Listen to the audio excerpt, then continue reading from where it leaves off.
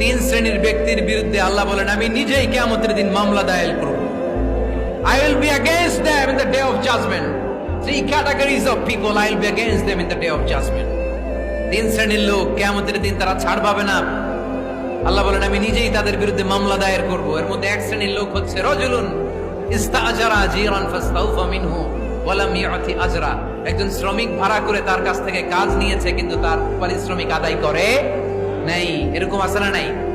দাপট দেখায় ইউনিভার্সিটির ক্যান্টিন গুলোতে। ইউনিভার্সিটির ক্যান্টিনে যে খায় মাগার বিল দেয় না, এরকম ডাকাইত আছে না নাই? চায়ের দোকানে চা খায় পরে দিমু বিল দেয় না, আছে না নাই?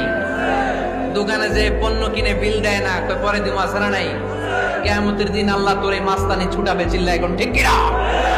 আনা খাসমুহুম, আমি নিজেই তাদের বিরুদ্ধে মামলা দায়ের করব। কথাটা কার? এজন্য বিশ্বনবী বললেন খবরদার, মেহনতি মানুষ, খেটে খাওয়া মানুষ, এদের দোয়া কবুল হয়ে যায়।